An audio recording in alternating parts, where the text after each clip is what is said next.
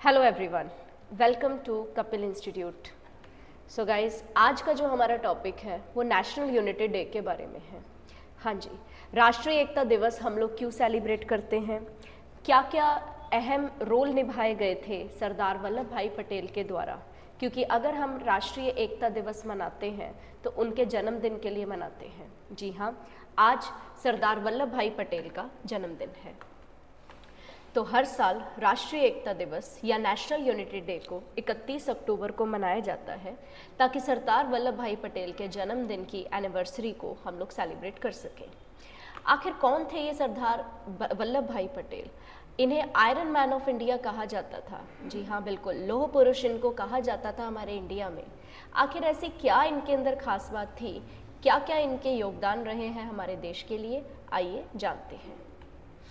सरदार वल्लभ भाई पटेल का जन्म 31 अक्टूबर 1875 को नादियाद, गुजरात में जवेरी भाई पटेल और मदर लदबा देवी के घर में हुआ। अपनी बचपन के अंदर उन्होंने बहुत अच्छी एजुकेशन प्राप्त की, लेकिन उस एजुकेशन में भी उनको ज़्यादातर दिक्कतें ही महसूस हुई। उन्हें अपनी पढ़ाई लिखाई खुद से करनी पड़ी, वो भी किताबों को उधार लेकर।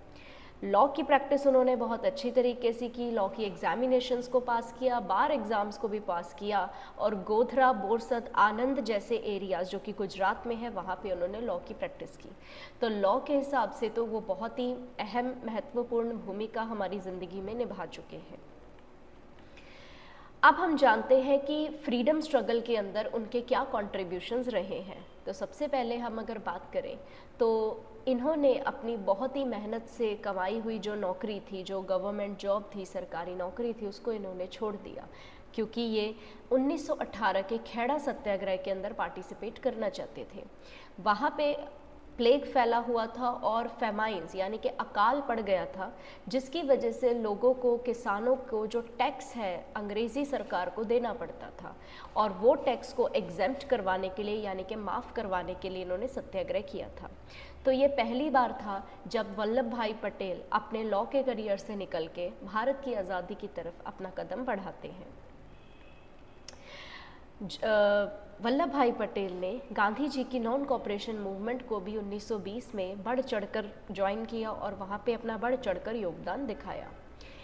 हमारे इंडिया के अंदर एक ब्रिटिश लॉ बनाया हुआ था कि जो इंडियन फ्लैग है उसको होस्ट नहीं किया जाएगा, यानी कि उसको बैन किया जाएगा।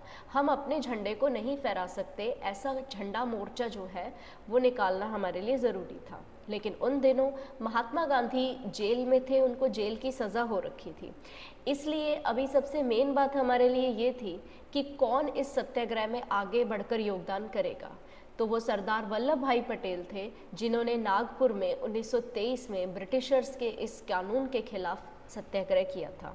इस फेमसली इवेंट को हम लोग बहुत अच्छे तरीके से जानते हैं, झंडा इवेंट के नाम से जानते हैं या फिर झंडा सत्याग्रह के नाम से हम लोग इसे जानते हैं। तो 1923 के अंदर 1923 में नागपुर में सरदार वल्लभ भाई पटेल ने झंडा आंदोलन किया था।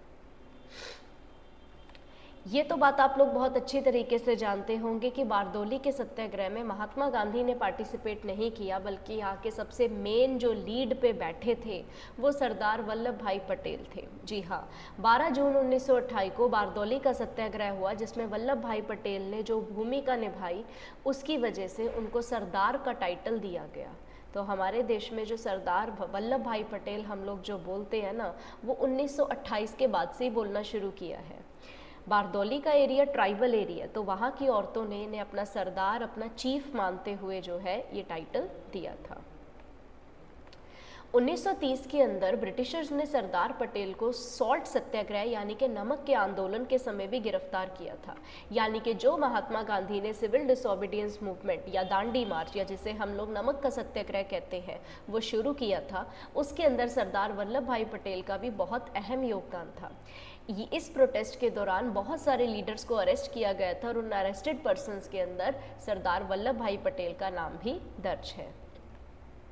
क्विट इंडिया मूवमेंट जो कि 1942 में शुरू हुई थी, तब ब्रिटिशर्स ने पटेल साहब को भी अरेस्ट किया गया था बहुत सारे सीनियर लीडर्स हमारे अरेस्ट हुए थे। महात्मा गांधी को अरेस्ट किया गया था, जवाहरलाल नेहरू को अरेस्ट किया गया था, लेकिन उन सब के अंदर जो नाम हमेशा छुप के रह जाता है वो था सरदार वल्लभ भाई पटेल का। तो इनको भी क्विट इंडिया मूवमेंट के दौरान अरेस्ट किया गया था।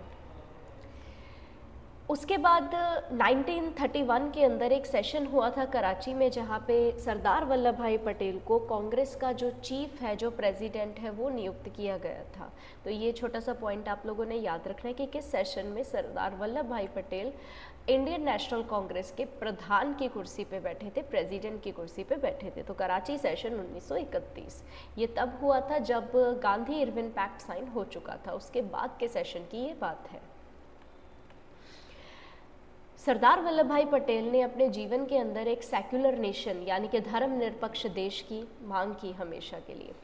Minimum wages for workers and the abolition of untouchability, यानी कि वर्कर्स जो है उनको इतनी वेजेस तो मिले कि उनका जो है गुजारा चल सके, इतना तो उनको मिलना चाहिए ना कम से कम।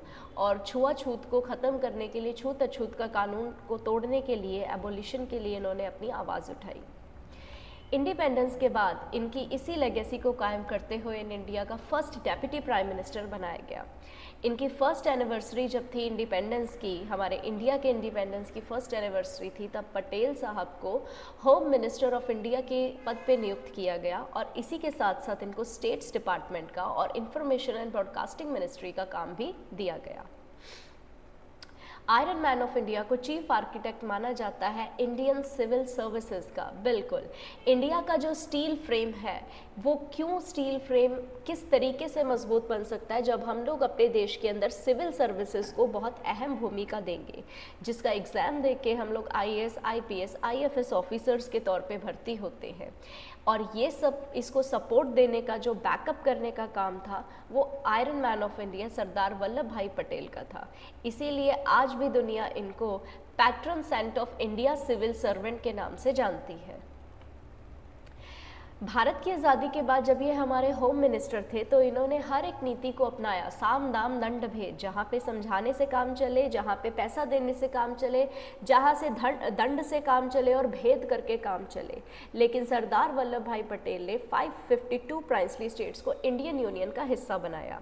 इस मैप में आप देख सकते हैं कि ये जो येलो पोर्शन है ये हमारे पास वो एरिया है जो हमारा आज़ाद भारत था 15 अगस्त 1947 को, लेकिन जो वाइट एरिया है वो थे हमारे प्राइंसली स्टेट्स, यानी कि वो एरियाज थे जो ना तो इंडिया का हिस्सा बनना चाहते थे ना पाकिस्तान का।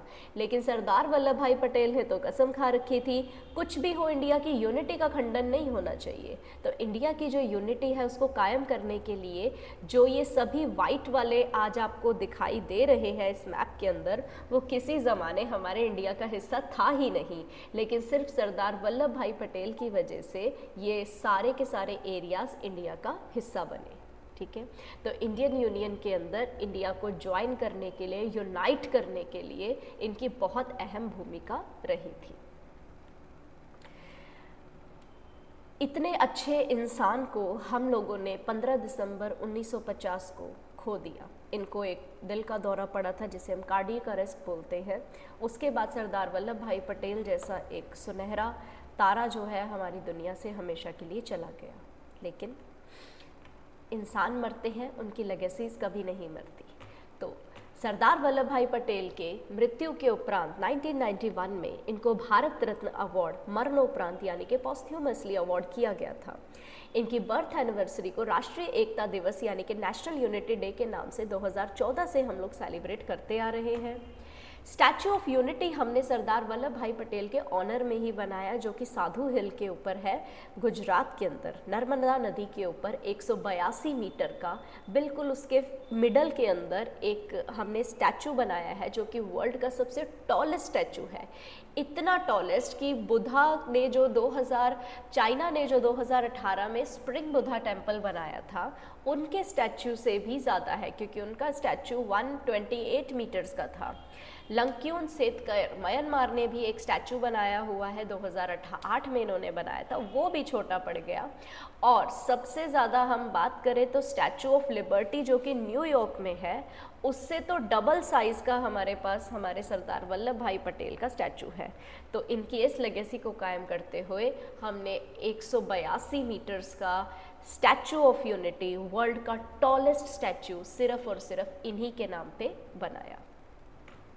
इस स्टैचू को बनाने वाले स्कल्प्टर का नाम है श्री राम वंजी सूतर, जो कि 93 ईयर्स के एक ओल्ड स्कल्प्टर है, लेकिन इन्होंने सरदार वल्लभ भाई पटेल के इस स्कल्प्टर को बनाने के लिए बहुत बहुत मेहनत की है।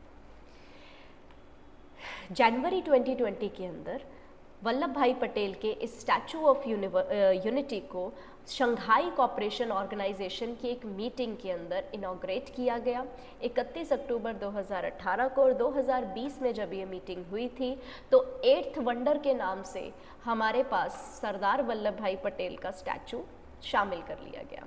तो SCO की 8 वंडर्स लिस्ट के अंदर आज हमारे पास हमारे देश का एक स्टैचू शामिल है जिसका नाम है स्टैचू ऑफ यूनिटी। तो ये थी सरदार वल्लभ भाई पटेल की legacy. Thanks for watching the video. Till then have a nice day, take care, bye bye guys.